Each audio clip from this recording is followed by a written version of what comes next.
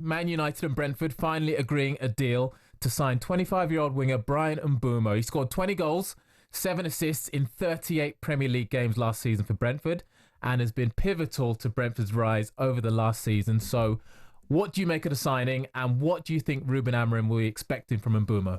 I think this is a really interesting one because I think Brentford have stuck to their guns here. They've made sure that they got an amount for Bryan Mbeumo that they feel reflects his importance to their team. And I guess we can talk about Brentford or touch on it a little bit later on. I worry a little bit for them, given the number of key players that they're losing this summer.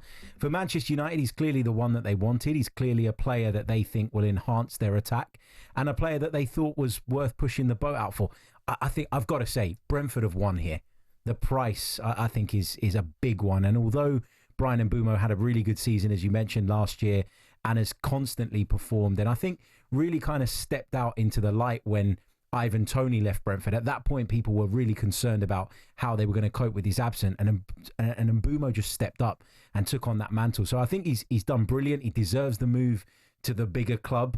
Not sure Manchester United are in much better sort of fettle though than Brentford, which is strange to say, but that's where we are. Yeah, well, I mean, that will be the next question, won't it? It's, is this the next step for him, given what he's done at Brentford? Of course, he had huge shoes to fill with Ivan Toney leaving. But then, of course, as we've seen recently, new signings at Manchester United haven't always gone very well. So how does he avoid getting his name dragged into that saga as well? It's really difficult because I think the environment at Manchester United has been broken for such a long time, and we're all looking at Ruben Amorim to kind of turn it around and to fix things. And he's going to need time to do that. He's going to need backing from the board. He's going to need support from the board.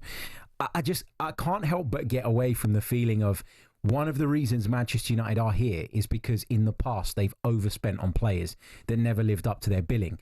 Now, I'm not saying that Bryan Mbeumo is going to underperform at Manchester United. I really do rate the player. I think he's an excellent player.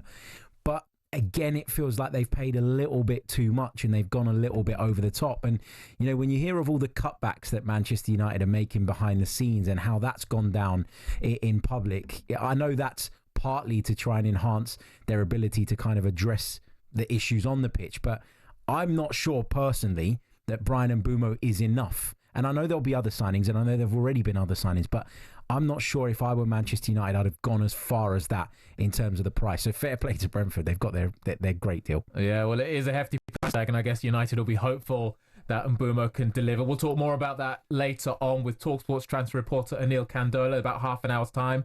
But let's move on, speak about one of the transfer sagas of the summer, Newcastle and Liverpool. Now, Newcastle have been adamant that they're not selling Isak, despite Liverpool's interest in the striker, and the Magpies planned on signing Hugo Ekitike from Frankfurt to pair with Isak.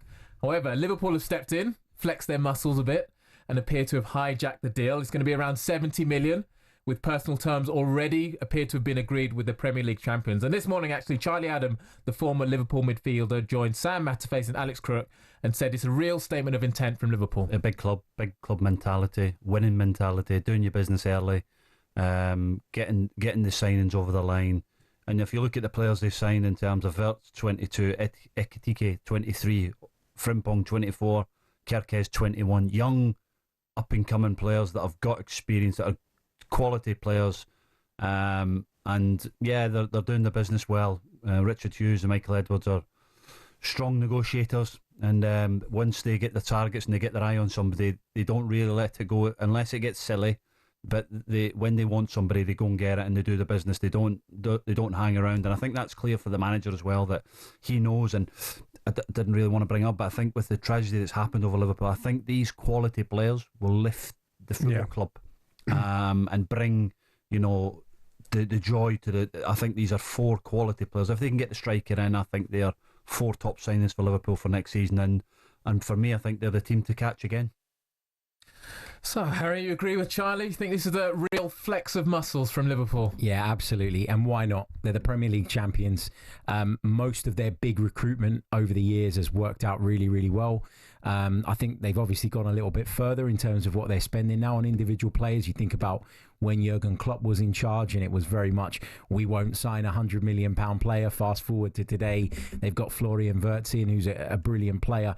And now they're moving to sign Hugo Ekitike, who for me is one of the most exciting players in European football. I think he's got it all. And I think if you're looking for the next Alexander Isak, they're looking in the right place. I think he's got a very similar skill set, very similar profile in a lot of ways, very tricky, very creative, knows where the back of the net is. And I think he will develop into a top player. So Liverpool making a good move there, in my opinion. On the Isak thing, where they've obviously gone and asked the question of Newcastle, I kind of admire that, you know, because Newcastle have been very steadfast in their position, right? They've said, nope, he's not for sale. You know, my club Arsenal have been consistently linked with Alexander Isak for a while, but every time that story starts to gather a bit of pace, the door is slammed shut in your face with Newcastle going, nope, he's not going anywhere. I admire that Liverpool have gone and at least asked the question and checked, because there is a world in which Alexander Isak turns around and goes, hold on a minute, I want to make this move. And even if you don't land the player, you've unsettled him and potentially laid the foundations for a future move. So I think Liverpool have been a little bit cheeky, but are well within their rights to do that. And I think, you know, they're going to turn their attention now to Ekitike. They've already turned their attention to him. He's the next best thing in terms of that profile of striker. And I think, you know, Liverpool were already brilliant last season. They won the title by quite some distance, deservedly so. And I think they are going to be, again, the team to beat. Power play, maybe some mind games from Liverpool as well. But on Ekitike, I mean, if you've gone for Isak and decided to go for him, does that add some pressure? And does it make it a risk? Because he is a talented player, but he's unproven in the Premier League. And we just spoke about price tags and the pressure that can add. So is it a risk for Liverpool to go for an unproven talent? I think it is a bit of a risk, but I think every transfer carries some risk to it, especially when you go into the big valuations that we're talking about now. You know, there's always that element of what if it goes wrong? You know, what if they pick up a bad injury? What if things don't work out? What if they don't settle into their new home, the new surroundings? I get all of that, but I think Liverpool have the luxury of being able to take a risk on a centre forward because they have players around their centre forward, most notably Mo Salah, that score an unprecedented amount of goals.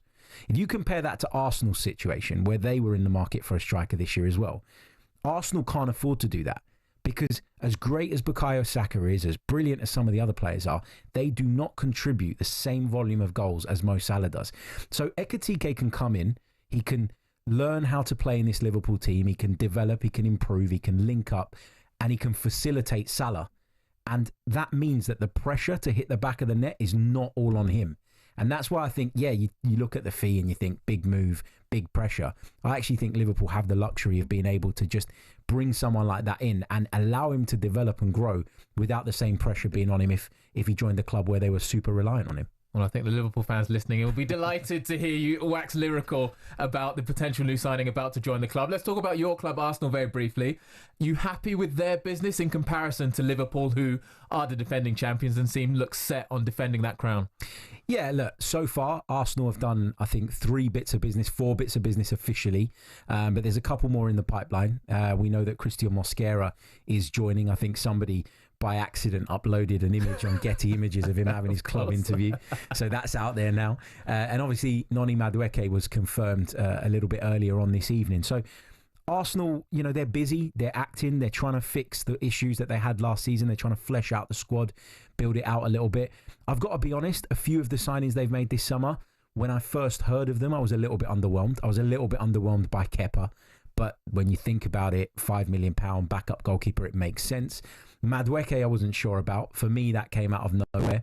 £52 million in total is a lot of money.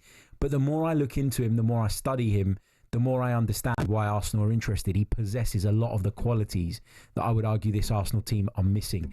That spontaneity in attack, the ability to beat the fullback, all of these things that Madueke is brilliant at, I don't think Arsenal have enough of. So I think that move, again, the more you study it and the more you sort of scratch beneath the surface, makes a bit more sense than maybe I initially thought. So I'm very much at the point now where I'm just going to sit back and trust that Mikel Arteta and Arsenal know what they're doing. And we've all got our opinions on signings and names and people that we'd prefer to see come in. But ultimately, you know, they know best and they've got to improve this squad. And I think so far they're taking the right steps to do that. Trust the process, as the saying goes. I don't want to say that because everybody hates it. Like everybody jumps on your back when you say it. But look, we've trusted the process for a few years now. And although Arsenal haven't got over the line, they're in a much better place for it. So who am I to say that the process is is 40. On AM, on DAB, via the TalkSport app and on your smart speaker. TalkSport.